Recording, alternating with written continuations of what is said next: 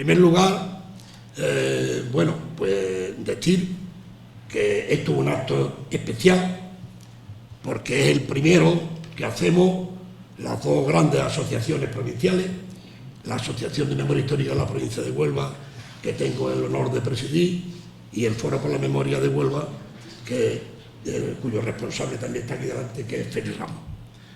Nosotros hace un mes o mes y medio hemos intentado a nivel de toda Andalucía pues unirnos, las asociaciones de memoria histórica, el movimiento memorialista, intentar unirnos para trabajar juntos, porque necesitamos estar muy unidos, visto la situación en la que tenemos la Junta de Andalucía y el ataque directo o indirecto, que es peor todavía, contra el movimiento memorialista que ya está en marcha.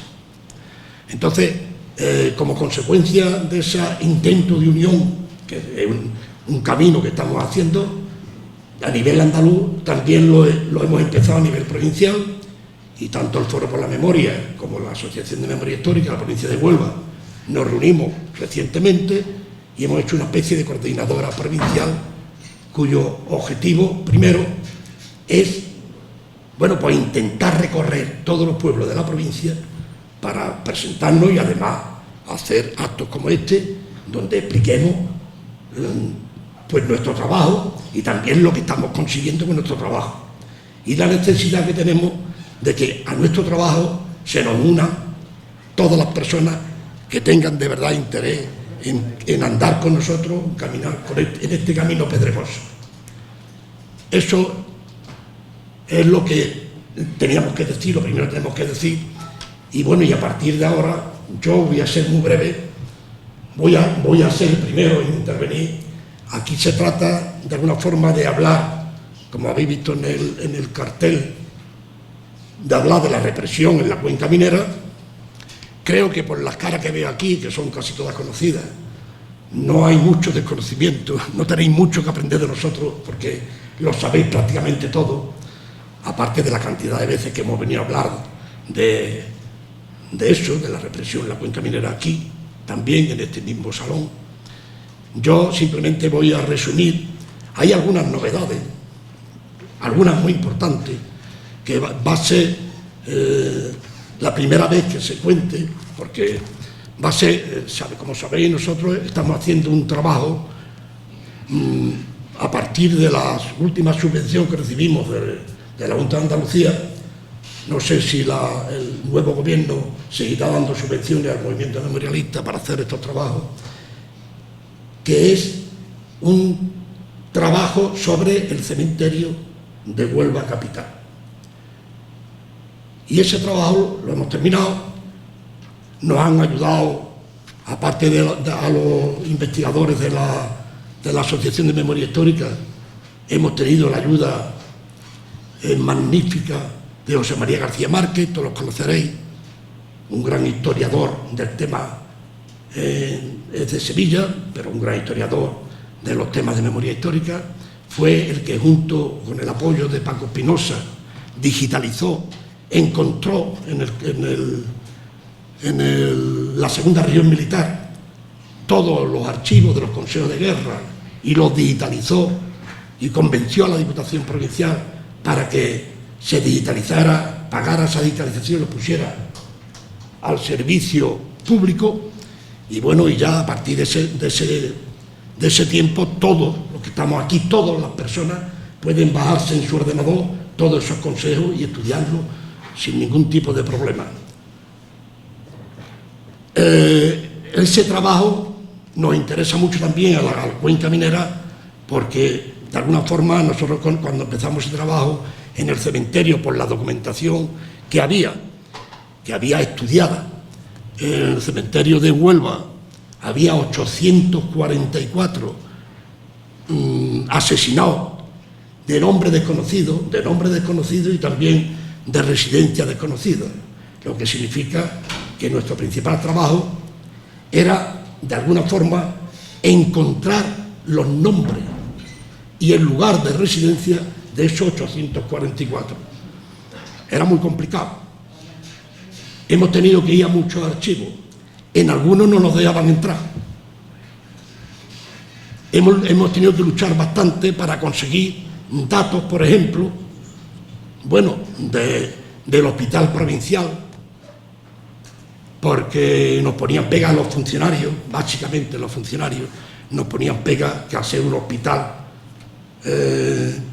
la ley de protección de datos complicaba más la entrada, porque eran expedientes de enfermedades y tal, y nosotros con la ayuda o con el consejo de José María García Márquez nos dijo que efectivamente que como aquí las columnas mineras estuvieron en todas las zonas de la provincia de Huelva, que después de la Pañoleta sabéis que en la huida de la Pañoleta una parte de esa columna, la que encabezaba el entonces vecino de Nerva, Antonio Molina Vázquez, pues llegó hasta Huelva, y en Huelva fue acogido precisamente por el director del entonces hospital provincial, que era el doctor Vázquez López, Vázquez Limón, que era además era socialista, militante socialista, y los acogió allí como si fuera en su casa, y se convirtió desde ese momento el hospital provincial en una especie incluso de, además de hospital, de cuartel de la columna.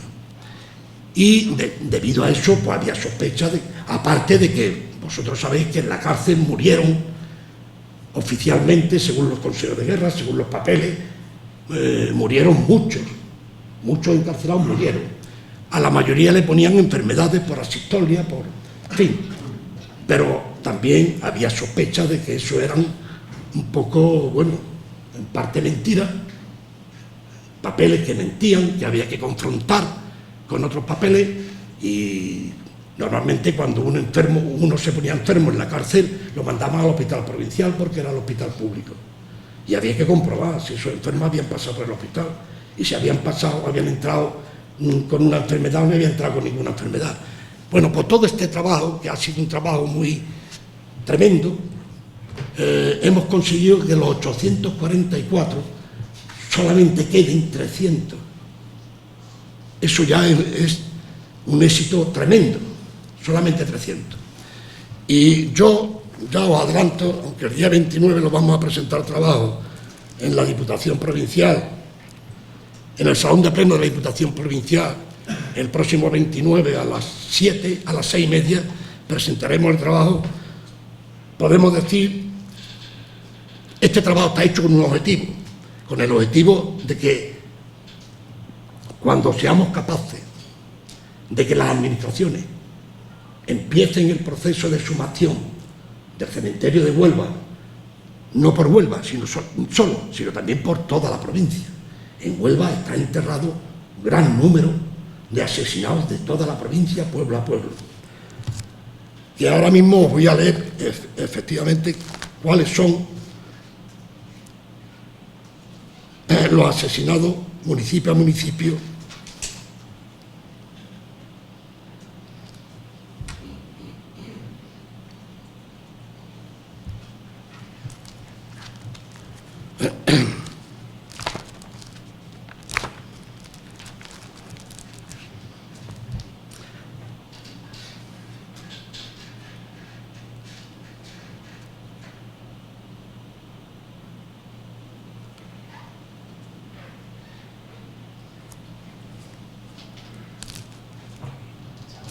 Aquí está. En el cementerio de Huelva, el cementerio de la Soledad, hay actualmente conocidos, imagino que habrá muchos más conocidos, hay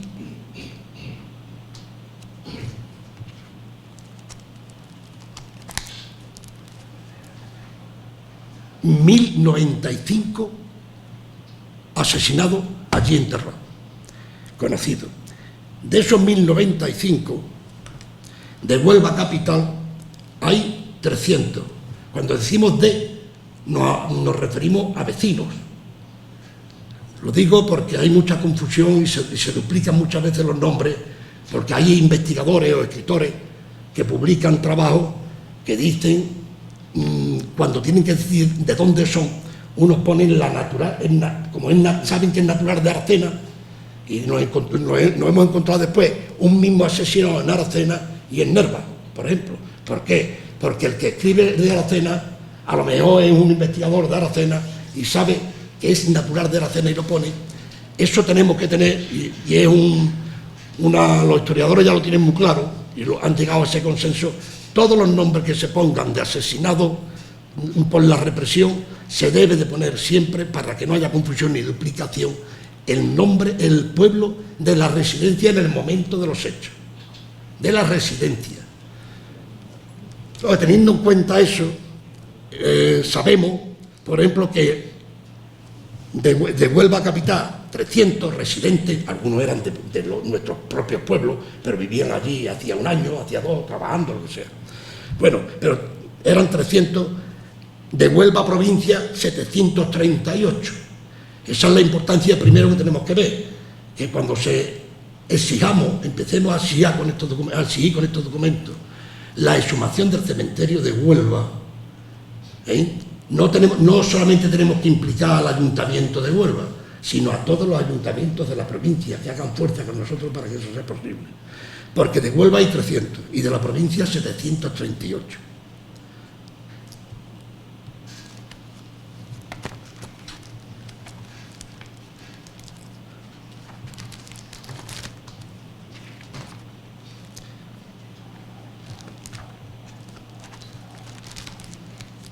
Estoy buscando el listado de pueblo a pueblo.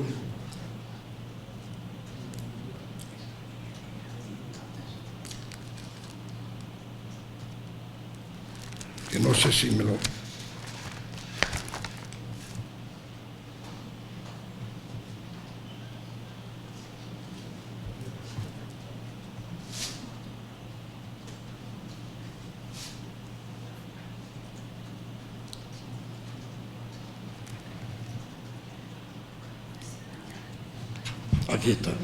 Aquí está. De la cuenca minera hay 73. De esos 73, 21 son de Zalamea, eran vecinos de Zalamea la Real. 19 eran vecinos de Nerva. Del Campillo, 17. De Río Tinto, 13. De Campofrío, 2. Y de La Granada, 1. Como sabéis, Berrocal no tuvo ningún asesinado por parte de... Es el hecho de la cuenca minera. Tenemos los nombres y apellidos, que los puedo dar, pero no merece la pena. Y eso significa que una vez que este trabajo se presente, la lucha siguiente va a intentar ser, y creo que estaremos en eso de acuerdo, todas las asociaciones, tanto el foro como también la asociación provincial y las pequeñas asociaciones locales y comarcales, de luchar para que esto se consiga cuanto antes. Porque, además, hay algunos que tienen la opinión de que meterse en una exhumación del cementerio de Huelva de una atacada, como se está haciendo en Nerva, es muy complicado y no se debe hacer, sino hacer lo que se ha hecho, por ejemplo, cuando un vecino pidió, con lo que ha pasado en Huelva, que el único que se ha exhumado recientemente ha sido el Masera. Bueno, pues en ese estudio que hemos hecho, nosotros también hemos demostrado que lo que se hizo con Masera fue un grave error. Y además un grave error que todavía está el cuerpo, entre comillas, de Masera en el cementerio de Huelva, esperando que las pruebas de ADN de su nieta, que se mandaron, como lógico, a Granada, digan que efectivamente ese que está allí es Masera. Eso, de alguna forma, nuestro estudio lo pone en duda, y nos hemos puesto incluso en contacto con el servicio de Granada y no contestan, dice que ya se informará, ha pasado ya mucho tiempo, no se informa, y es que sospechamos de que no se informa porque no es Masera el que está allí.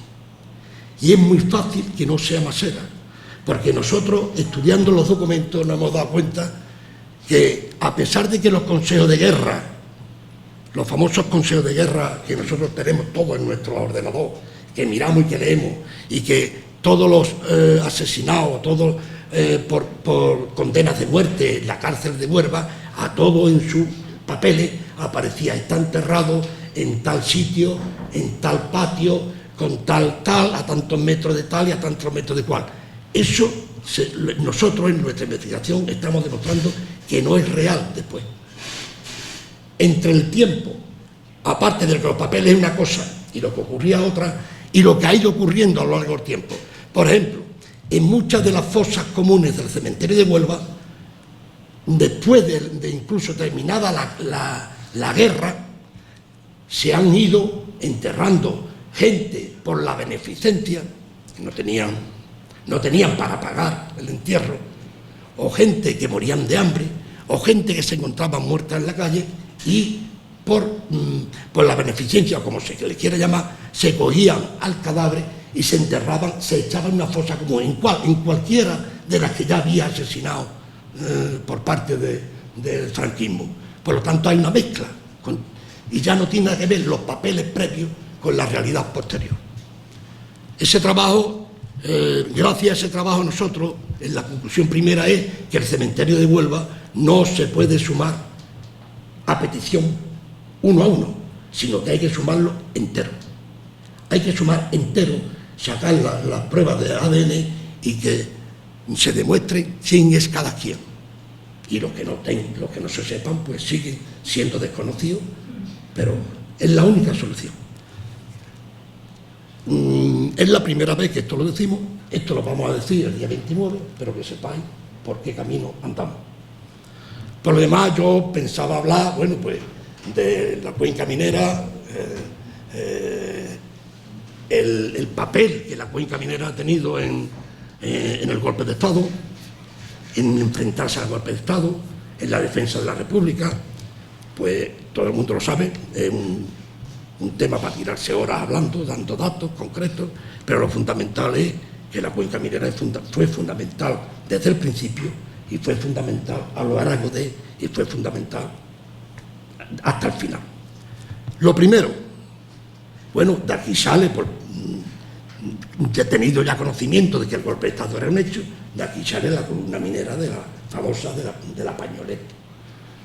Sale de aquí y bueno, y pudo haber cambiado el giro de los hechos. Terminamos como terminamos, con una guerra de 3 años, una represión de 40 años, etcétera, etcétera.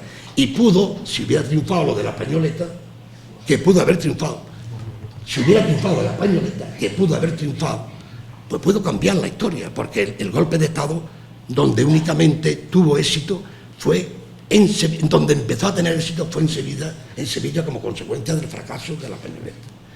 Pero tenemos datos, y estamos a punto de confirmar, que primero el error de los gobernantes en ese momento de la República de Huelva, de confiar en personajes como el comandante Haro para apoyar a una columna de milicianos. Ese fue un error. Y aquí había un hombre, en ese tiempo, en mi libro lo cuento, porque fue una casualidad encontrarlo. Aquí había un hombre, un dirigente sindical, que advirtió desde aquí que no se fiara de Haro, y lo advirtió a los mandos. Y bueno, no le echaron cuenta. Él lo publica, que por eso yo me lo encuentro, lo publica ya en plena guerra en una revista que aparece en Madrid, en una entrevista que le hacen. Bueno, pues ese que estaba aquí, y estaba aquí de paso porque había venido a reforzar, era un dirigente a nivel nacional de UGT, venía a reforzar la situación de la UGT, había problemas y venía a arreglarlo, y le cogió aquí el golpe de Estado. Bueno, es que además de eso, estamos a punto de confirmar que junto a la columna minera de aquí, que fue en los camiones a la Pañoleta y allí fueron traicionados, estaba previsto que saliera en tren el mismo día otra columna minera de la cuenca minera de Calaña, La Zarza, etc. Hay datos. Y que hubo una llamada, minutos antes de partir, hubo una llamada de un guardia civil, que me imagino que sería una traición, puede ser, hay que demostrarlo, de que ya no había que salir. Las órdenes eran que ya no necesitaban salir. Posiblemente si ese tren hubiera salido y se hubiera unido a la Pañoleta, otro gallo hubiera cantado. Es posible nada más. Pero, aparte de lo que pasó en la Pañoleta, que fue una desgracia y fue, por supuesto, un poco el que el golpe de Estado empezara a triunfar en toda Andalucía, sin embargo, la cuenca minera, los mineros, los milicianos de la cuenca minera, que salieron huyendo de allí tras la derrota, no se vinieron abajo, sino que siguieron formando columnas mineras que se repartieron por toda la provincia de Huelva. Y se fue una a Huelva, estuvieron columnas mineras en la sierra, muchas veces, estuvieron columnas mineras en el condado, también, defendiendo la República en el condado, estuvieron columnas mineras en toda la provincia, y en todas hubo muertos, miembros de la cuenca minera, dando su vida por la República. No entro en detalle, los tengo todos, con nombre y apellido. No entro en detalle, pero esa es la realidad. No entro en detalle porque si no a las 9 tenemos que partir a las 9, ni ha hablado Collado, ni ha hablado mi amigo Cristóbal, y tenemos que pagar el pasarnos de la hora. Por lo tanto, yo termino con una cosa que ahora me está recomiendo un poco el alma, porque parece ser que todas las investigaciones que llevamos haciendo durante muchos años, al menos yo llevo 30 años investigando, yo tengo un problema.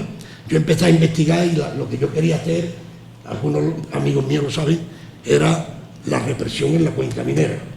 Cuando estaba ya casi todo hecho o investigado, hasta entonces, es cuando aparecen los consejos de guerra, precisamente, digitalizados por José María García Márquez, y es cuando yo me encuentro con todos esos miles y miles de folios que había que leer, donde aparece de todo, en la historia viva de la represión y entonces cuando digo, quieto, es imposible que esto yo lo pueda convertir, que yo sea capaz de hacer un libro sobre la represión con los datos nuevos que hay.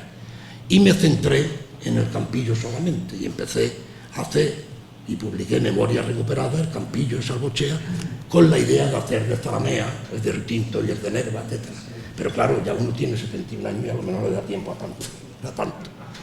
Entonces, sin embargo, me estoy encontrando ahora con cosas en las que yo sigo estando totalmente convencido, es la gran falsedad de la cuenca minera. La gran falsedad de la cuenca minera es que se considera como represión de los rojos la muerte de los de la cárcel de Salvochea. Está claro, al menos no está claro, más bien, yo tengo un poco más de respeto, no está claro que eso sea una realidad.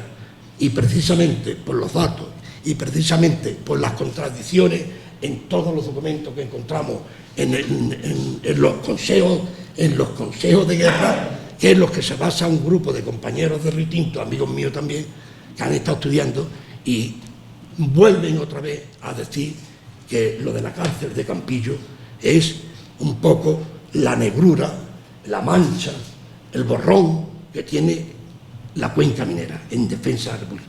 No. Podemos estar seguros de que yo de todas formas estoy seguro a nivel personal, porque a mí me lo han dicho hasta los propios que estaban allí, algunos de ellos heridos graves, me lo habían dicho. Pero vaya, no tengo pruebas porque no le puse no tengo pruebas. Pero sí hay pruebas suficientes en los consejos de guerra, en las propias contradicciones de un consejo de guerra y otro. ¿Cómo se le echa la culpa a uno que se había ido hacía ya 5 días a la parte roja, o le echa la culpa a otro, o cómo hay contradicciones de unos contra otros, cómo se nota incluso, dice testigo, claro que testigo. Si leemos rápidamente, si leemos con mucho cuidado todos los papeles, vemos que hay declaraciones de testigos idénticas. No creo que haya ninguna persona que entre a testificar, que lea, que le tomen nota de lo que está diciendo y que se vaya y venga otro y sea exactamente lo mismo lo que diga el siguiente. ¿Eso qué quiere decir? Que los testigos, lo que decían los testigos, estaban manipulados, algunas sin firma. Otros habían testificado primero una cosa y 2 días contra otro distinto testificaba otra. En fin, hay suficiente, en mi propio libro, que yo lo que hago es resumir, hay datos suficientes como para que si se lee detenidamente no se pueda decir en otro libro que se va a publicar por parte de 2 compañeros de Río Tinto, de que lo de la cárcel de Campillo fue así, es decir, que los que estaban metidos en la cárcel fueron fusilados con bombas de mano, etcétera, etcétera, por los rojos. Eso es falso, totalmente falso. Y nada más, muchas gracias.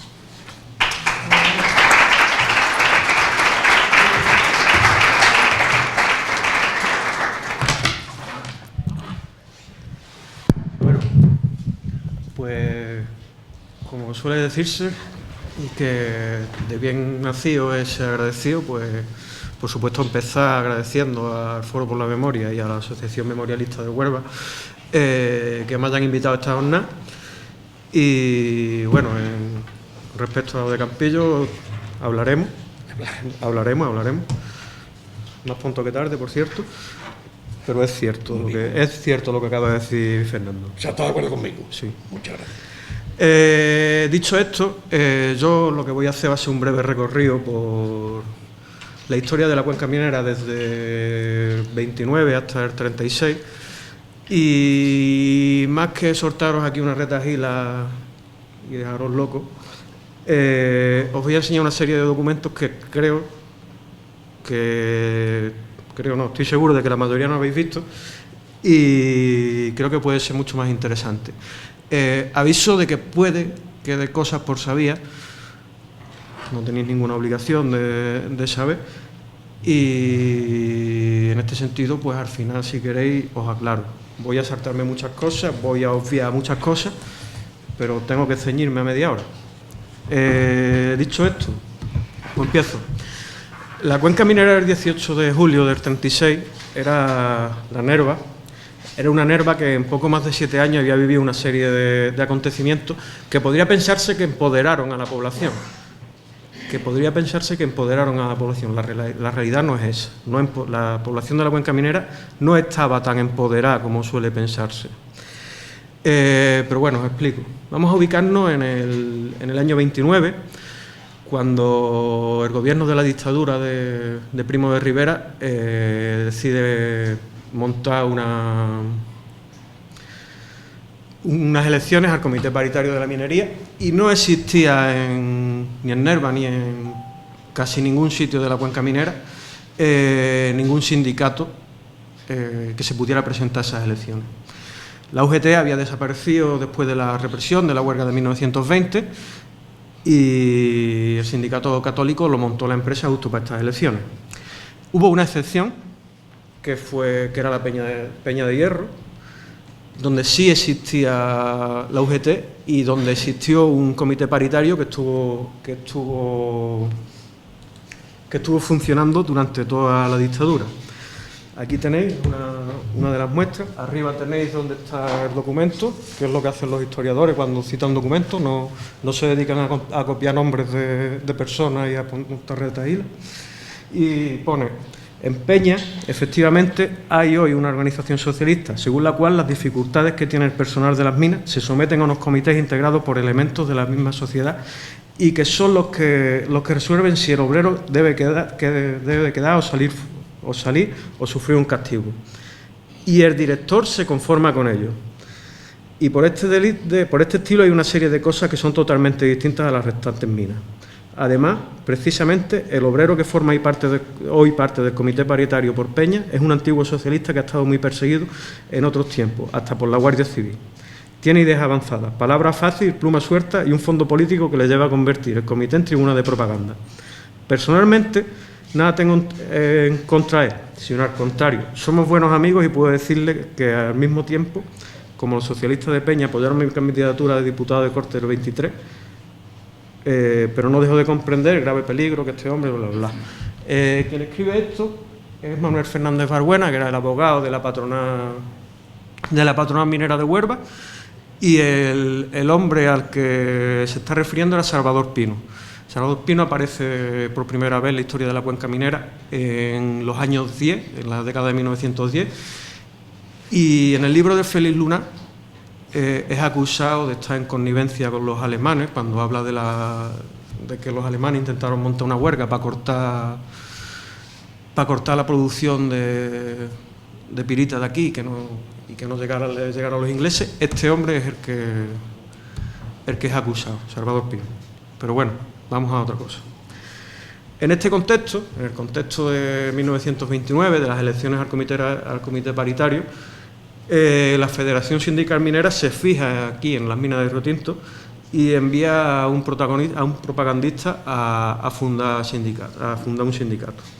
Este hombre era Ramón González Peña y su discurso era el mismo discurso que el que tenía la UGT de la época.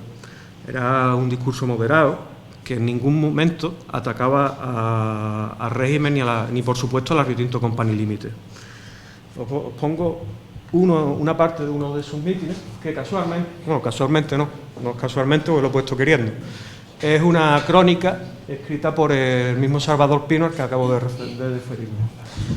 Y dice así: queremos una organización fuerte, disciplinada, y trataremos de hacerla en esta provincia, pero no deseamos que los obreros vengan en aluvión, arrastrados por un entusiasmo que se apague el choque con la dura realidad. No queremos volver a pensar en vuestras luchas pasadas, pero sí queremos, cómo no, que los obreros de Río Tinto se incorporen a sus compañeros de otras regiones, para que todos unidos podamos dar una seria personalidad jurídica real y efectiva al sindicato, que es, a fin de cuentas, de donde ha de salir vuestra representación en los comités paritarios. Queremos dar vida al sindicato minero de Huelva, que estará integrado por tantas secciones como podamos crear, y ellas serán las que designen su comité ejecutivo, que en todo momento velará por el interés de los trabajadores, sin que tenga facultades nunca para llevarlos a movimientos irreflexivos y perjudiciales. En base a estas ideas básicas fue en las que se fundó el sindicato minero de la Segunda República. Personalidad jurídica, negación de las luchas de la década de 1910, de las huelgas del 13, del 17 y del 20, comités paritarios, y al fin y al cabo la primacía de los dirigentes que vinieron de Asturias sobre unos mineros que efectivamente se afiliaron masivamente a la UGT. No en vano, en aquellas elecciones apoyaron a la UGT en la misma proporción que vamos a ver después en todas las elecciones que hubo en la República y que podéis ver aquí en este cuadro. Los números son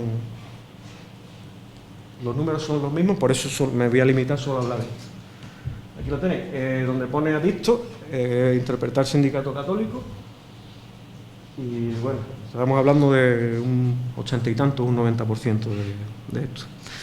Con estos resultados no cabe duda, lo que se demostró es que la cuenca minera de Río Tinto era socialista y lo seguiría siendo durante el resto de los años que voy a tratar. Poco después de esto, de que se produjeran estas elecciones, la dictadura entra en crisis. El PSOE deja de ser su apoyo y pasa a unirse al complot republicano.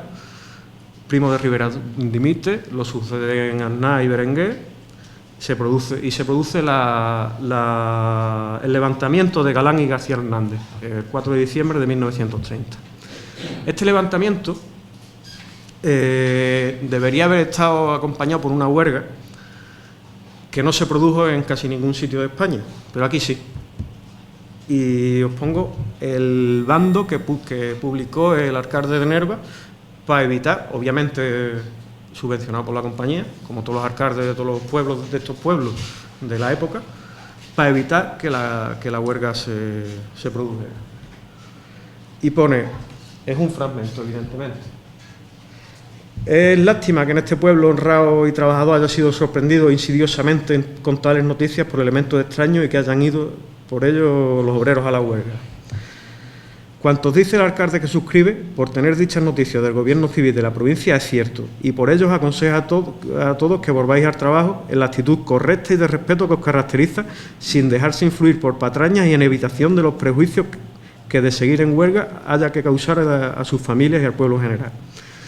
Así lo espera la cordura del elemento obrero de la población, el alcalde.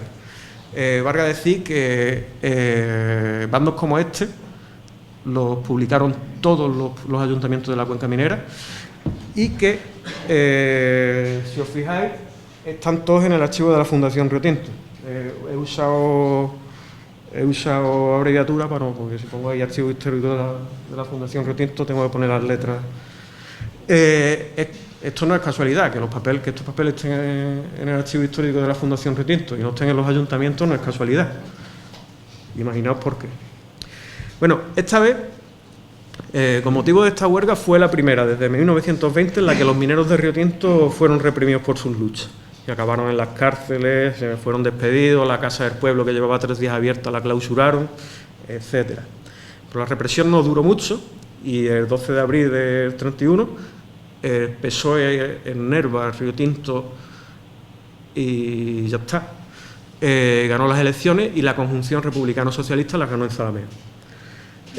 2 días después se implantó la Segunda República y se abre una nueva etapa en la historia de Nerva y de la cuenca minera que va a durar hasta el verano del 33 más o menos, que es cuando en esta etapa el PSOE formó parte del gobierno y fue un sostén de la República tan fundamental como el que vais a ver en las palabras que el gobernador civil, Braulio Solsona, le dedicó a los mineros socialistas de Río Tinto en un libro que publicó en el 34.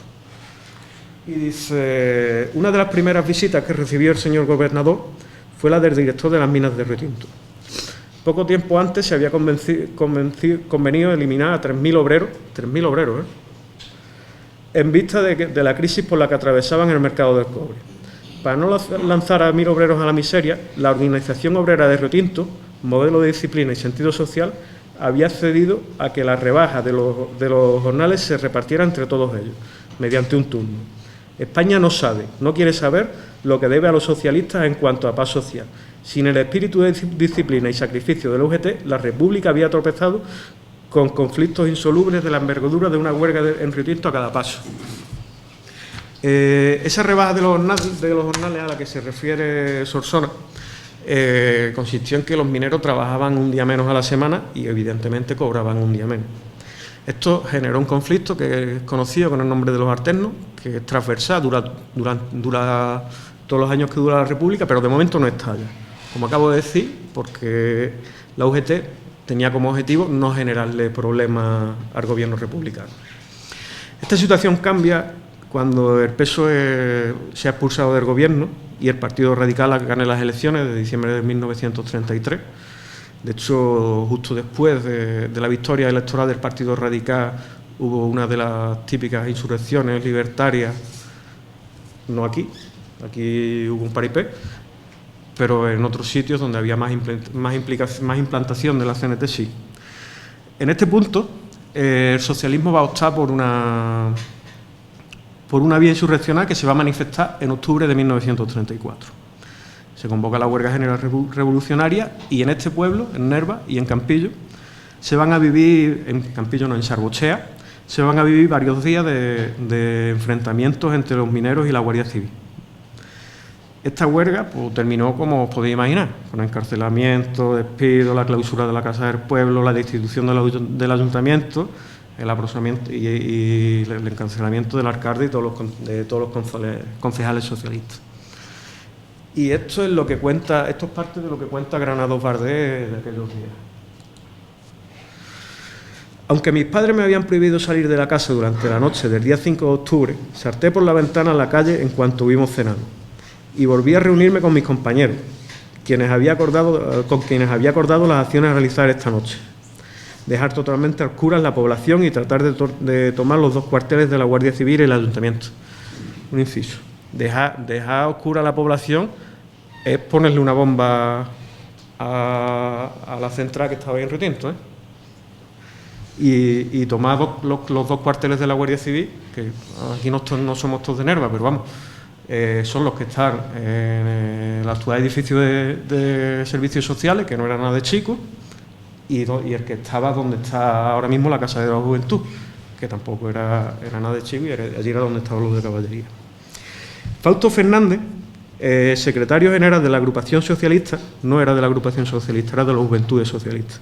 Me dijo que debido a mi poca edad no debía intervenir en las acciones y me pedía que acompañara a su casa a su madre y a su hermano Senén. Eso hice. Y apenas habíamos llegado a su domicilio cuando tras una estruendosa explosión se apagaron todas las luces, lo que acabo de decir. Comenzó inmediatamente un intenso tiroteo y acompañado de explosiones. Tales ruidos producían a la madre de Fausto un agudo nerviosismo y lloraba descontroladamente, diciendo que iban a matar a Fausto, lo que era una premonición, porque Fausto fue herido gravemente y falleció en el Hospital Minero del Valle. Nunca se supo cómo y quién le había disparado. Se dijo entonces que pudo ser confundido con un guardia de asalto, debido a la oscuridad. Hace poco un compañero de la dehesa, no me acuerdo el nombre, publicó una foto de la lápida de Fausto que sigue estando presente en el cementerio de Retinto, con la estrella que usaba la Juventud Socialista como logo en aquella época. Después de la huelga, pues con el socialismo pasó lo que tenía que pasar. Pasó un estado de semiclandestinidad en el que prácticamente pues, su actividad fue la de apoyar a los presos, evidentemente, y tratar de que la condena de Ramón González Peña, que fue quien fundó el sindicato y sería diputado en las Cortes 3 veces por la provincia de Huelva, no se llevara a cabo. González Peña estuvo dirigiendo la revolución en Asturias y fue acusado de quedarse con el dinero del Banco de España en Asturias. Eso ya hablaremos otro día. Esta situación de semiclandestinidad, de persecución, etcétera, cambió con la victoria del Frente Popular en febrero de 1936, que lo primero que supuso fue la liberación de los presos, la restitución de las izquierdas a los ayuntamientos y el inicio de una serie de luchas, entre las que voy a destacar solo una, aunque hay bastantes más: la huelga de los brazos caídos. En ella los trabajadores se encierran en las instalaciones de la mina durante un par de semanas y consiguen que los alternos sean abolidos. Además, como acabo de decir, la victoria del Frente Popular trajo la vuelta de las izquierdas al ayuntamiento, y en este ayuntamiento, por primera vez en la historia de Nerva, hubo un comunista. Fue Ezequiel Marín Pernil, y esta fue la última intervención que tengo documentada. Seguidamente hizo uso de la palabra el concejal señor Marín Pernil para proponer, en nombre de la minoría comunista, un voto de gracia al señor alcalde. El señor alcalde también era comunista, por cierto, por su acertadísima gestión en la organización de la suscripción abierta para socorrer a los familiares de los huelguistas de la Compañía de Río Tinto. A dichas manifestaciones contestó la presidencia en el sentido de que, agradeciendo de sumo grado las manifestaciones efectuadas por el concejal que le había precedido en el uso de la palabra, estimaba extenderse esa felicitación a todo el ayuntamiento del Frente Popular, puesto que el dicente no había hecho otra cosa que interpretar su criterio y realizar la labor que había efectuado a gustísimo en beneficio de la clase trabajadora. Estas palabras, como digo, se pronunciaron en el último pleno del periodo republicano. 14 días después se produce el golpe de Estado y aunque sea incorrecto, porque no empieza la guerra ese día, voy a decir que empezó la guerra. Vamos a simplificar un poquito. Antes de hablar de la guerra, creo que conviene aclarar una serie de cosas. Primero, que en ninguna de las luchas que he mencionado, y no las he mencionado todas, pero hay más, se atacó a la Río Tinto Company Limited. Segundo, que esto demuestra que el poder de la compañía está perfectamente asentado en la sociedad nervense.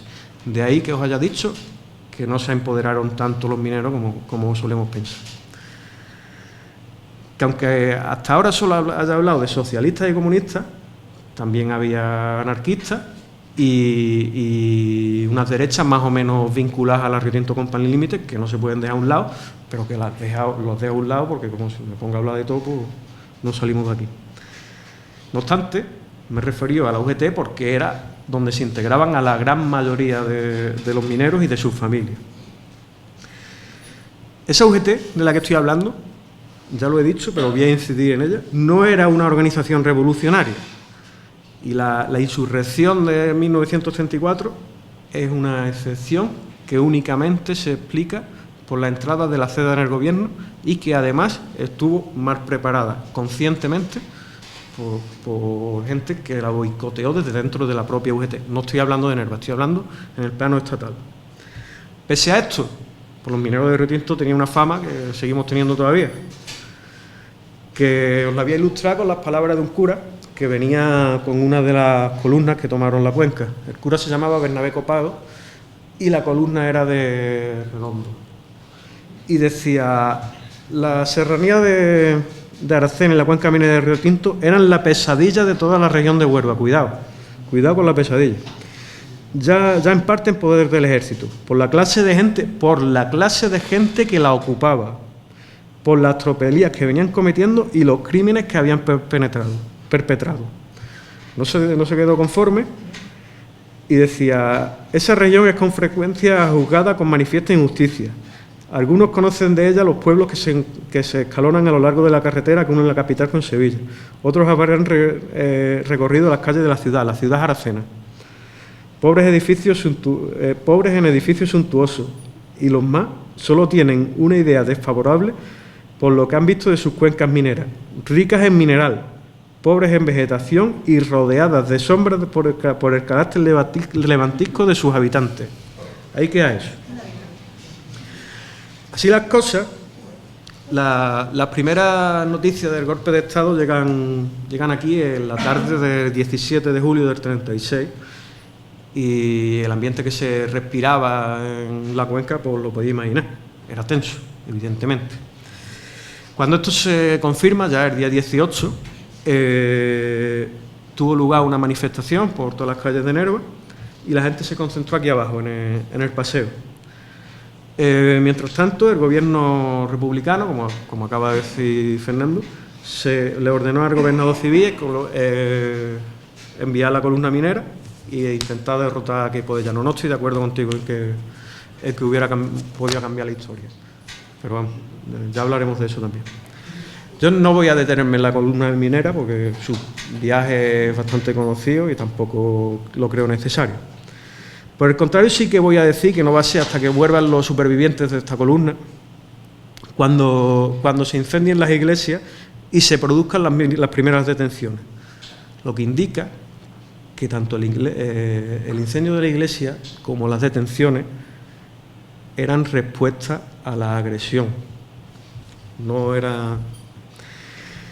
De hecho, en los siguientes días, hasta que caiga Huelva, que cayó el 29 de julio, 10 días, el pueblo y la cuenca minera viven en una situación de karma relativa, todo lo relativa que impone una situación como de la que estamos hablando. A partir de la caída de Huelva, pues es evidente cuál va a ser el final. Y para colmo, pues se cortan las comunicaciones con Huelva y se imposibilita que la comida llegue aquí. Ante esta situación, el Comité de Defensa se dedica a racionar alimentos. Aquí tenéis uno de los bonos de racionamiento, este es de Zalamea, pero los había aparecido en todos los pueblos. Aquí tenéis el sello de la CNT de Zalamea, a la izquierda, y a la derecha el de la UGT. Y envía camiones, además de esto, pues envía camiones a conseguir comida a los pueblos de la sierra. Siempre hay, y un inciso, siempre que requisan comida, entregan vales donde pone que se les va a pagar por esa comida una vez que se ha derrotado Franco. Esto lo demuestra García Márquez en el libro de Madroño. Yo no he visto ninguna otra evidencia. De la misma forma, no es hasta que no cae la mitad sur de la provincia cuando se desarman los cuarteles de la Guardia Civil. Han pasado más de 10 días, ¿eh? Y se produce la batalla del Emparme, que se produjo ahí en el Buitrón, que acabó, por supuesto, acabó como todas, en desbandada. Y hay algunos episodios, pero más bien esporádicos, de violencia contra las propiedades de la Iglesia y de algunos derechistas locales. Nunca contra las de la Río Tinto con pan y límite. De hecho, el Comité de Defensa de Nerva organizó un hospital para atender a los huíos que llegaban de los pueblos que iban siendo tomados de la República, por el fascismo, y lo hizo en el mismo convento que ahora está ahí abandonado. Y antes de hacerlo, antes de poner en práctica este hospital, el alcalde fue a pedirle permiso a la Río Tinto con pan y límite, que era la propietaria del inmueble.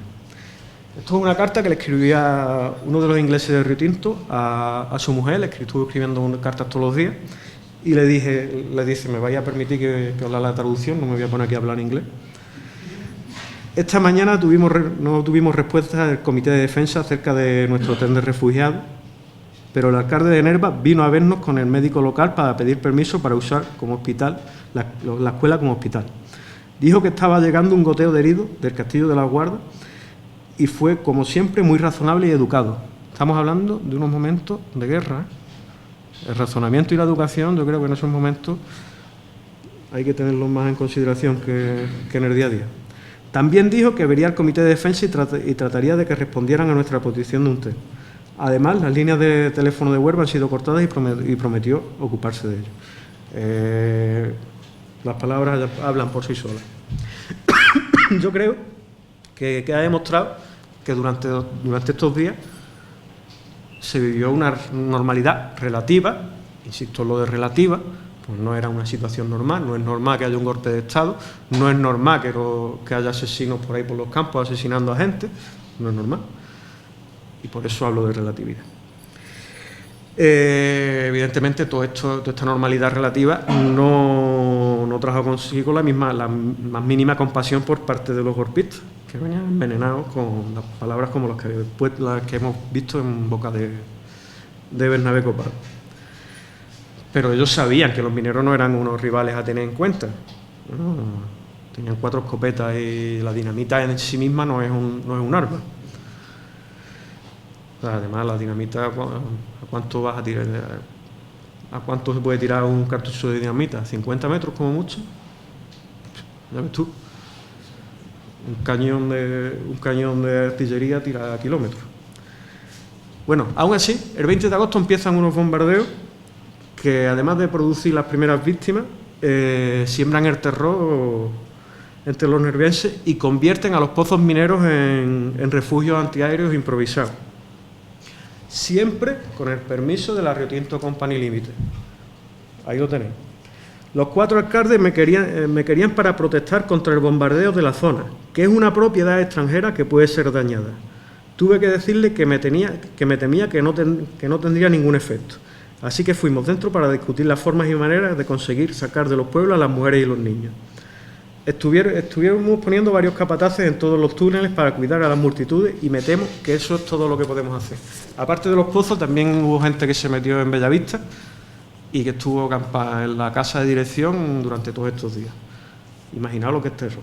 Estos bombardeos duran 5 días, en los que desde luego pues, se dieron unas situaciones de terror que nada más que nos podemos imaginar cuando vemos en televisión a los palestinos, a cualquier otro de los pueblos del mundo, a cualquier otra víctima inocente que está siendo atacada por unos medios de los que no puede defenderte. Tú me dirás cómo te defiendes de un avión.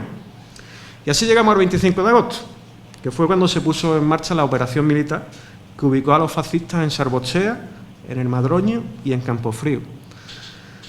Para el día siguiente avanzar sobre Nerva y Río Tinto, que ya habían decidido rendirse. La carta que dejó el alcalde de aquí de Nerva es bien conocida, pero no lo es tanto la narración del representante de la Río Tinto Company Limited que fue informado de la rendición antes de que llegaran los fascistas. Y así fue, así lo cuenta este hombre, su mujer. Antes de terminar un desayuno más bien interrumpido, acabo de terminar un desayuno más bien interrumpido. Estaba todavía en la cama cuando me llamaron por teléfono desde Nerva para decir que se habían rendido y preguntar qué podía hacer yo al respecto.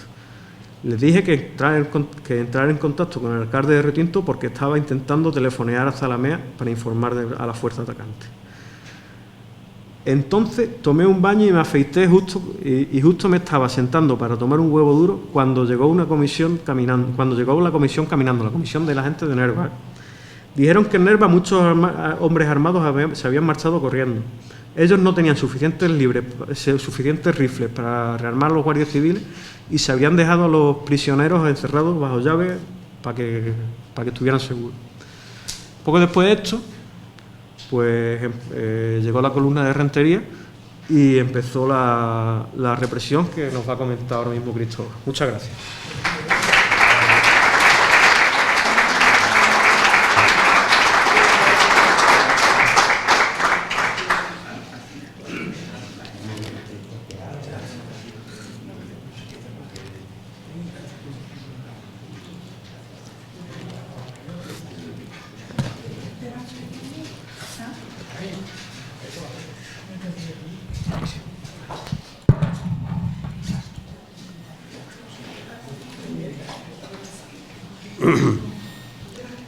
Lo mejor que le puede pasar a un maestro es tener un alumno que le supere. Es una alegría.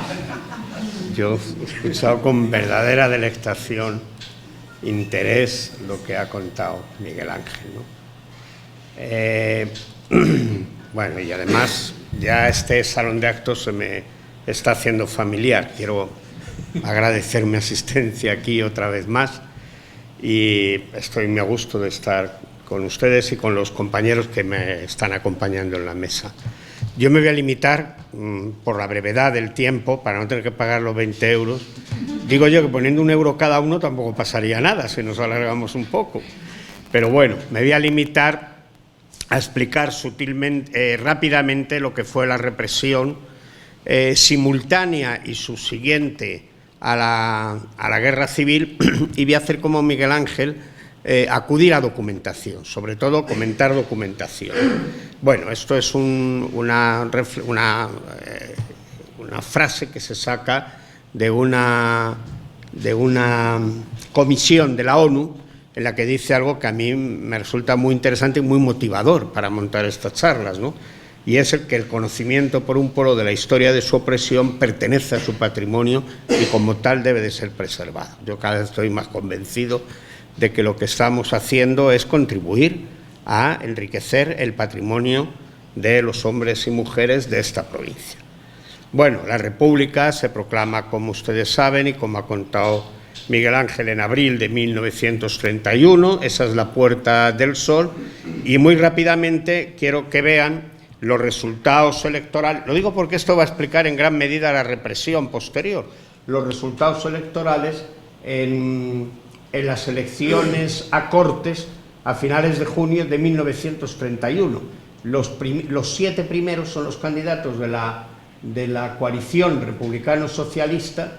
Vean ustedes los votos absolutos que sacan, y el resto pues son candidatos de otros partidos, o candidatos de la derecha. Solamente destacaría algún candidato como Barriovero, un federal con 315 votos de sobra conocidos, ¿no?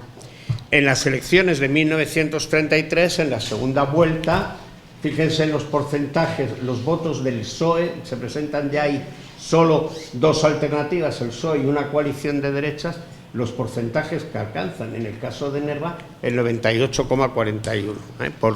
Por ser riguroso, el archivo del Congreso de los Diputados está lleno de reclamaciones a esas elecciones, es decir, pudo ser algún porcentaje menos, pero en cualquier caso la presencia del Partido Socialista, la presencia del Partido Socialista era importante. Y si comparamos los resultados de 1933 del PSOE con los del Frente Popular en 1936, bajan un poco, es normal. En Nerva bajan un 6,71%, en Riotinto bajan más, pero se mantiene porcentajes altísimos en unas elecciones. Ya las quisiera cualquier partido ahora para sí unos resultados así. Bueno, más allá de los fusilamientos provocados por los consejos de guerra y por los bandos de guerra, fundamentalmente la mayoría de la gente que fue asesinada lo fue por bandos de guerra, es decir, la gente que se mata en la tapia del cementerio, en el campo, en las cunetas, etcétera, etcétera. Más allá de eso, hubo una represión, como digo, simultánea y subsiguiente. ¿Se trataba de qué? Se trataba de atemorizar a un pueblo para poder implantar la dictadura, que sería la continuidad de la guerra civil. Una represión durísima, no suficientemente conocida o no conocida en todos sus aspectos. Más allá del listado de los asesinados, pues hay otros aspectos que son lo que a mí me gustaría aportar en esta charla, ¿no? Y es que se organiza una especie de artilugio jurídico, entre comillas no mucho, por parte del franquismo para laminar a la población, para reprimir y atemorizar y para impedir que cualquier republicano se le ocurriera en el futuro levantar la cabeza en este país. Eso explica ni más ni menos la duración de la dictadura, ¿no? Y es que ese entramado jurídico, esa obra de ingeniería jurídica, pues se lleva a través de todos esos órganos de excepción que pongo ahí, ¿no? Los tribunales militares, en los que no me voy a detener porque suficientemente se habla de ellos y están, como ustedes saben, al alcance de todos. Las comisiones provinciales de incautación de bienes menos conocidas. Primero son los pillajes, donde no hay ninguna regla, vamos, no hay regla en nada, pero los pillajes que se hacen de una forma espontánea. Con posterior se van a crear comisiones, se van a crear decretos. Queipo de Llano va a promulgar decretos para incautar los bienes de los republicanos y luego van a salir las comisiones de incautación para hacer ya un saqueo, digamos, más pormenorizado, más institucionalizado, si ustedes quieren. En el año 39 aparecerá el Tribunal de Responsabilidades Políticas, del que luego hablaremos, el Tribunal Especial de Represión de la Masonería y el Comunismo, y las comisiones depuradoras provinciales. Esto es lo que viene a durar prácticamente hasta el año 45. A partir del año 45, la represión se va a ejercer a partir del TOP, del Tribunal de Orden Público, del que los que son de mi edad, incluso más jóvenes, han hablado y han conocido suficientemente, que incluso el TOP, el Tribunal de Orden Público, va a superar a Franco. Después de muerte Franco, sigue operando con Carlos Arias Navarro. Bueno, en la segunda región militar, donde estamos, se produce un conjunto de bandos de Queipo de Llano para la confiscación de bienes. Ya el 18 de agosto hay bandos de Queipo de Llano para procurar ese botín de guerra, mucho antes que el gobierno de Franco. Es decir, Queipo de Llano actúa de alguna manera en Andalucía como si fuera un reino de taifas y inicia esa persecución económica con anticipación.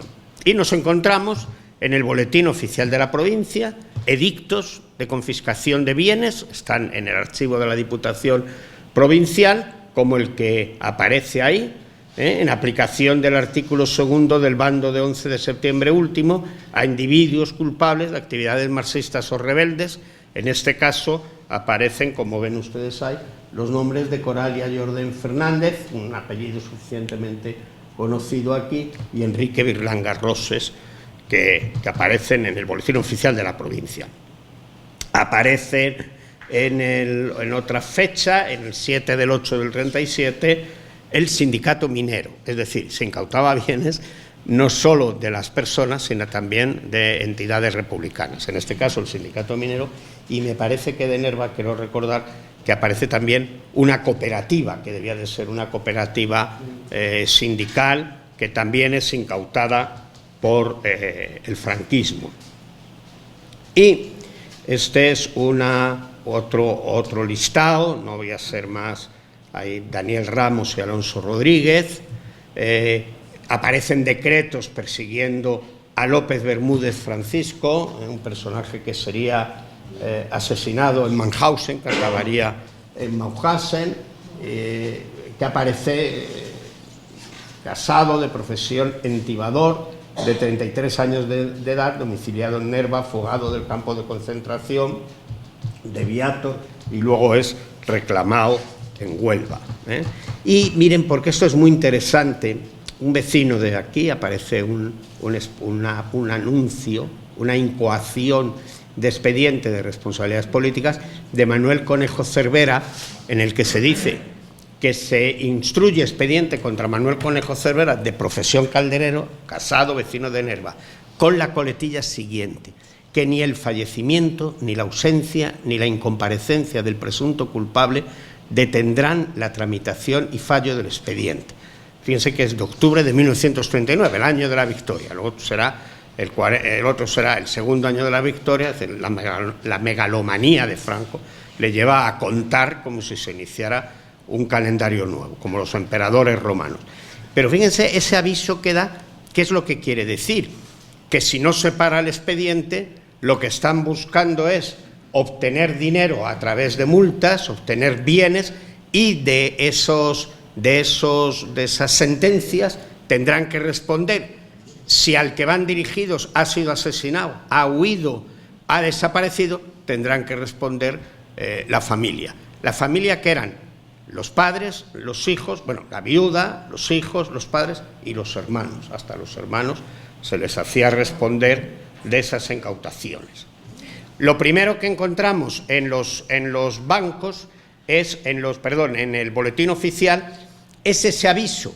Es decir, mandan un aviso desde los juzgados, desde la Comisión Provincial de Incautaciones, en este caso, a las sociedades, empresas, corporaciones, entidades bancarias, etcétera, etcétera, dando noticia de quiénes son los que van a ser incautados, para que sus cuentas corrientes y sus bienes queden paralizados. Por lo tanto, era una medida preventiva.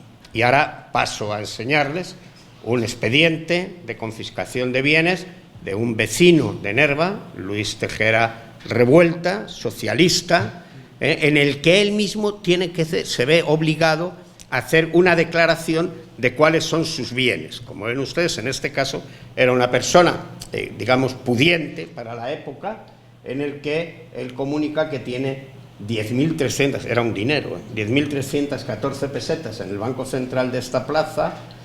Como en frutos y rentas tiene la casa número 43 de la calle de Augusto, que renta mensualmente 30 pesetas, cuyo importe desde la fecha queda en poder del depositario Antonio Martín Durán de esta plaza, designado para dicho cargo. Es decir, en el momento que se producía el conocimiento de los bienes, se le quitaba a esa persona, al perseguido, y se buscaba un vecino de orden para que quedara como depositario. Aquí, es que no voy a entretenerles mucho, pero fíjense ustedes a qué minuciosidad exigían las cosas. Es decir, una hamaca, 2 sillas, un reloj pequeño de pared, un velador de hierro, un lebrillo grande, un recogedor de basuras de madera, una regadera de hoja de lata. Esto, si no fuera porque está el documento, nadie se lo creería. Y luego, entre ya los bienes muebles, una casa vivienda, una casa destinada a fábrica de hielos, socialista tenía una fábrica de hielos, un compresor, una balsa congeladora, etcétera. He hecho un resumen el 18 de agosto de 1937. Es decir, ¿qué quiere decir eso de que en la incautación contarán el recogedor, la silla? Pues que cuando la incautación se dedicaba a un pobre, se le incautaba los bienes que tuviera: la colcha, la silla, el juguete del niño, la palangana. Es decir, aparecen listados exhaustivos, muy exhaustivos, sobre lo que fue la confiscación de bienes. Miren, este es un texto, esto es un consejo de guerra en el que no voy a entrar, porque, como se ha dicho hoy, están al acceso de todo el mundo y no vamos a hablar de los consejos de guerra, porque es un aspecto también suficientemente conocido, pero sí que a este Consejo de Guerra le acompaña un documento en el que se dice que se remite sentencia a la Comisión de Bienes Incautados. ¿Qué quiere decir? Que esos órganos de excepción para la represión son permeables, por ósmosis van pasando del Consejo de Guerra al tribunal, aunque la sentencia fuera favorable para el inculpado. Pásese a la comisión por si la comisión tiene algo que decir. Siempre ese bucle que llamo yo, que va a ser este tipo de represión. En el año 39, el 9 de febrero de 1939, Franco proclama la Jurisdicción Especial de Responsabilidades Políticas, por ley de febrero del 39, porque la fecha es un momento en el que ya ha aflojado la presión de los gobiernos democráticos de nuestro entorno para defender a la República, y Franco se ve más libre. Y además Franco, con este decreto, es la respuesta que él hace a la última propuesta de Negrín, de los 3 puntos de Negrín: parar la guerra, que salgan los ejércitos extranjeros y que el pueblo decida su futuro. La respuesta a ese llamamiento a la paz que hace Negrín, el último, posterior al que había hecho Azaña y posterior a otro que había hecho Negrín, de 13 puntos ya se reduce simplemente a 3 puntos a la altura de febrero, cuando la guerra prácticamente está decantada. Y ahí tienen ustedes un expediente del Tribunal de Responsabilidades Políticas, que lo traigo por algo. Además, fíjense cómo el enunciado es a Rodrigo León y 2 más. Es decir, los juzgaban igual que los consejos de guerra, como si fuera un cesto de cerezas, que coges una y todas las que tiren, o 2 más o 5 más, lo que quiere decir que eso era de una... Bueno, ustedes me entienden. En ese caso, el expediente era un expediente dirigido a Rodrigo León y 2 más, que son Senén Fernández Delgado, que me aparece como alcalde del Frente Popular, asesinado, me parece a mí. Sí, un nombre aquí. Pero que aparece como asesinado. No me acuerdo. Ah, porque me ha parecido antes que estabas tú dándome otro dato sobre eso. Bueno, aparece como asesinado. Y Francisco Romero Marín, que es un personaje de sobra conocido en este pueblo. Rodrigo León y Francisco Romero Marín logran huir. Francisco Romero Marín acaba en Rusia. Rodrigo León, un joven, no llegaba a 30 años, que huye, matan a su hermano y él acaba en Inglaterra, mientras que Senén es asesinado. ¿Qué ocurre con esta jurisdicción sobre la persecución anterior? Estamos todavía en la guerra, en el año 39, pues que se diseña un proceso de represión más jerarquizado, más institucionalizado, más pormenorizado, que va desde los juzgados de los pueblos hasta los tribunales de responsabilidades políticas provinciales, regionales. En Andalucía había 2, y el Tribunal de Responsabilidades Políticas nacional. Y la aplicación de ese tribunal, de esa documentación, va a generar, por otra parte, un inmenso censo de republicanos. A partir de que aparecen los tribunales de responsabilidades políticas, ya no vamos a encontrar comisiones de incautaciones de bienes. ¿Por qué? Porque la van a asumir, la incautación de bienes, los tribunales de responsabilidades políticas. Van a asumir la incautación de bienes. Ya se ha organizado mejor la represión, se ha organizado de una manera más eficaz, más centralizada, para asumirlo todo. ¿Qué nos encontramos en la documentación? Una documentación interesantísima. Esta documentación la hemos trabajado miembros de todas las universidades andaluzas.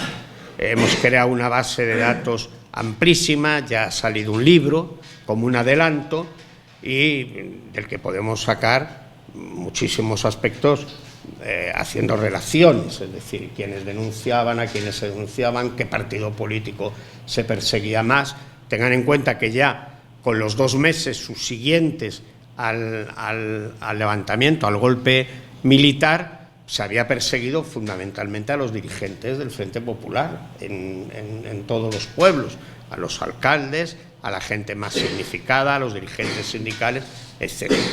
Pues denunciaban la Guardia Civil, los tribunales militares, como han visto ustedes, que pasaban informe a las comisiones de incautación y a los tribunales de responsabilidades políticas, los alcaldes franquistas, los comandantes militares, el Tribunal Especial de la Masonería y el Comunismo, que también estaba en esa relación que digo de ósmosis con los tribunales de responsabilidades políticas, de tal manera que el presidente del Tribunal Nacional de Responsabilidades Políticas era vicepresidente del Tribunal de Represión de la Masonería y el Comunismo, y al revés, se va cerrando el cepo sobre los republicanos o aquellos que hubieran sido ni siquiera republicanos, sino tibios durante el golpe de Estado. Se va cerrando el cepo sobre ellos. Los párrocos, por supuesto, la falange y el servicio de policía militar, y hay también denuncias de particulares. Y se hace una tipificación de conducta. Las 2 conductas que más aparecen es la de haber sido condenado por el delito de auxilio a la rebelión, que es el supuesto A, y luego el supuesto B es haber ejercido algún cargo público en la época de la República, etcétera, no haber permanecido más de 2 meses fuera porque ya era sospechoso de que había huido por algo, haberse opuesto de manera activa al movimiento, etcétera, etcétera. Quien exige la responsabilidad es el nuevo Estado. No me voy a detener en esta diapositiva porque no quiero pasarme del tiempo. Aquí tiene la relación de todos los expedientados por comisión de confiscación de bienes o por la ley, los tribunales de responsabilidades políticas de Nerva, que son 116. Es un número importante de incautados por esos tribunales. Algunos de ellos, aun habiendo sido asesinados, como ustedes pueden ver ahí. Es una lista completísima, y yo no tengo ningún inconveniente en que esta documentación quede aquí en manos de ustedes, donde aparecen pues Peña de Hierro, aparecen una relación amplísima, como ven ustedes, ya no sé cuántas páginas llevo, pero bueno, 100 y pico nombres de personas que fueron perseguidas por las comisiones de incautación y por los tribunales de responsabilidades políticas. Aquí tienen, por ejemplo, un vecino de Nerva que es acusado del delito de rebelión a pena de muerte, y para que coste y a efectos de remisión al Tribunal Regional de Responsabilidades Políticas. Igual que antes se pasaba a las comisiones de incautación, a partir del 39 se van a pasar a los tribunales de responsabilidades políticas. Esto es un informe de la alcaldía de Nerva, de la alcaldía franquista, que la firma Rafael Flores, el alcalde franquista, falangista, un informe sobre José Ordoño Martín, que carece de bienes, y sobre Pedro Acosta Rodríguez, de 40 años de edad, habiendo fallecido, como también su mujer, los 2 por bandos de guerra, y dejan 5 hijos. Y a pesar de eso, hay un expediente. 5 hijos menores que están a cargo de un hermano del inculpado.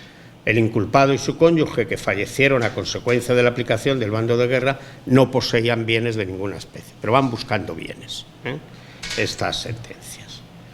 Otro de la alcaldía, contra José Cárdenas Morales, debiendo informarle que este individuo, tanto informan de los bienes o informa de la acusación para servir luego a los tribunales. En este caso informa que este individuo fue concejal en el ayuntamiento constituido por el funesto Frente Popular durante la dominación roja, que son los días que van desde julio, desde el 17 de julio hasta que el pueblo es ocupado, son los días de la dominación roja en esta villa, y este vecino, el José Cárdenas Morales, efectuó salidas a pueblos limítrofes para la requisa de víveres, y la conducta moral del mismo no es de las más claras.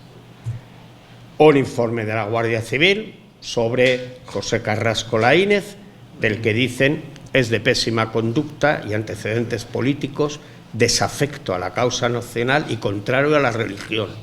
Tomó parte en incendios, saqueos y otros desmanes. Fíjese que estamos ya en el 45 aquí.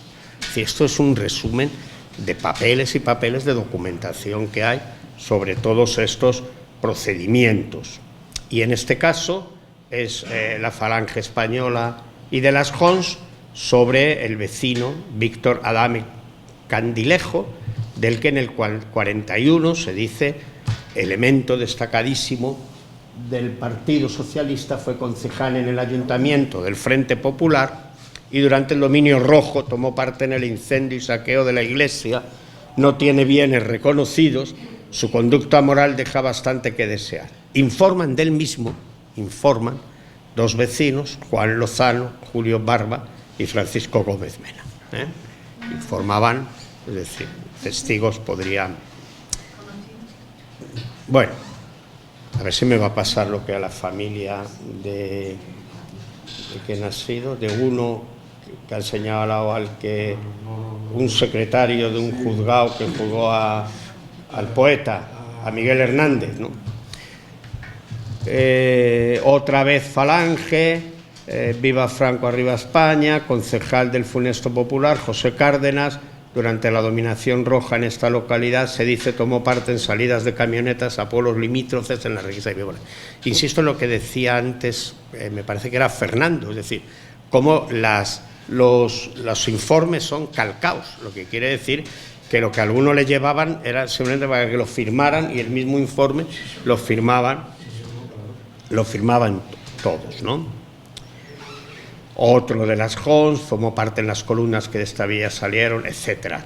Y tuvieron con el mismo encuentro en La Pañoleta, donde fue aplicado el bando de guerra. Este es lo he puesto porque hace alusión a lo de la Pañoleta y no veo que no aparece el nombre. No aparece el nombre. Félix Chávez, sí. Era de Peña de Hierro. Aquí tienen el informe del cura, el informe del párroco, Constantino Sancho Solana, en el año 41, que escribe, hay varios de este señor, hay varios informes, que dice Victoriano Cerrato, sobre él dice, destacadísimo propagandista de la CNT, se dijo que cayó por una batida en la sierra, carece de bienes. El cura también informaba de eso. Manuel García Ramos, de la CNT, pésimos antecedentes, asaltó un banco de esta localidad a mano armada, de indeseable conducta moral y política, y José Alfonso Martín, de la CNT, indeseable, actuó en saqueos y en el incendio de la parroquia, actuó en el desarme de la Guardia Civil en Higuera de la Sierra, tiene una casa en propiedad cuyo valor ignoro, y lo firma con ese Dios salva al caudillo.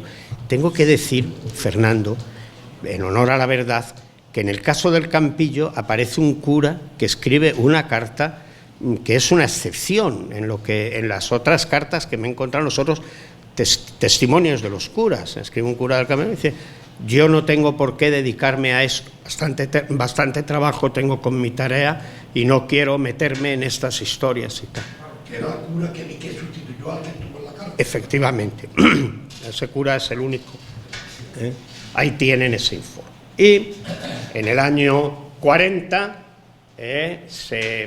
otro órgano de excepción es la Ley de Represión y de la Masonería, que promulga Franco. Era una obsesión suya la masonería, y crea esa ley específica. ¿Por qué crea la Ley de la Masonería si ya había un supuesto en la Ley de Responsabilidades Políticas que te condenaba por ser masón? Te podían aplicar la Ley de Responsabilidades Políticas o la confiscación de bienes. Pues yo la única explicación que le veo es como si para pescar ponemos una red sobre otra para coger más peces. Esto era lo que decía antes, ir cerrando, agobiando todavía, en este caso específicamente a los masones, cuya relación enerva de los masones, los expedientes que se conservan en el archivo de la Guerra Civil de Salamanca, aparece esa relación de masones, Jordén Cifuentes, Jordén Uña, etcétera, etcétera, con la profesión, el nombre simbólico y la logia a la que pertenecía. Alguno de ellos condenado a 12 años y un día. Franco quiso aplicar la pena de muerte a los masones, pero me parece que fue el embajador de Inglaterra el que le dijo: tenga usted cuidado con lo que hace, porque es que en el mundo occidental hay muchos dirigentes de países que son masones. Incluso la familia real inglesa, una rama de la familia real inglesa, es la que dirige la Gran Logia de Inglaterra. Y como un ejemplo de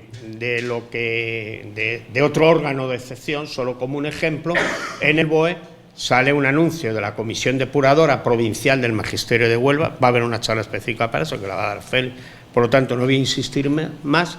Se le abre una instrucción de expediente contra Francisco Martínez Cruzado, maestro de los ermitaños de Nerva, que firma Ricardo Terrades, que tiene una calle en Huelva y que todavía el Ayuntamiento de Huelva no ha querido retirar. Nosotros, en una comisión de trabajo, no están Fernando, Félix y yo, hemos propuesto que se le retire la calle a Ricardo Terrades.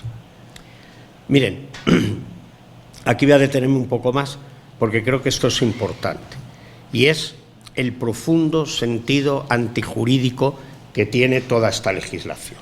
En primer lugar, el que se hereden las acciones. Eso es una barbaridad. Incluso cuando hay niños pequeños, se va buscando quién los tutoriza, si el que los etcétera. Bueno, esto, como decía Luis de Arzuaga, un socialista, un diputado socialista que fue también asesinado, esto era la justicia a la inversa. ¿Quién se rebeló? Es decir, los que se rebelaron son los que originaron la represión y acusaban de rebelión a los que se habían mantenido leales a la Constitución y a la Segunda República. Y luego, otro principio tremendamente antijurídico es que se sancionen conductas cuyo ejercicio en su momento era legal. Es decir, si el Partido Socialista era un partido legal, ¿por qué me sancionan a mí por haber sido socialista? O por haber sido concejal, o por haber sido apoderado en las elecciones del Frente Popular. Era una justicia retroactiva, lo cual es algo tremendamente antijurídico. Y en tercer lugar, ahí pongo las frases esas en latín, non bis in idem, no dos veces por lo mismo, establece un principio jurídico, no se puede culpar a alguien, inculpar a alguien, y en este caso, pues uno pasaba de la confiscación de bienes, del Consejo de Guerra, pasaba por el TRP, del Tribunal de Responsabilidad, pasaba al Tribunal de la Masonería, pasaba a la depuración. O sea, era un auténtico sufrimiento. Imaginen ustedes el vecino que caía en las garras de este artilugio jurídico, el nivel de hastío al que tenía que llegar. Yo conozco gente que me ha hablado de esto, que lo ha padecido, ¿no? Es decir, se juzgaba por algo que era legal, se me metía en un bucle por el cual nunca acababa, me estaban llamando continuamente, etcétera, etcétera. A partir de 1942 se va a producir una auténtica cascada de disposiciones normativas, porque los tribunales se ven desbordados con la cantidad de expedientes que hay, que provocan un auténtico atasco, y además se ha constatado ya de que es difícil sacar más beneficio económico.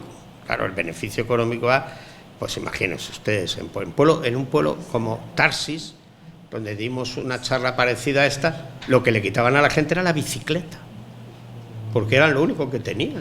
Gente que te quedaba la bicicleta para ir a la mina, y hay una relación de incautación de bicicletas en Tarsis, ¿no?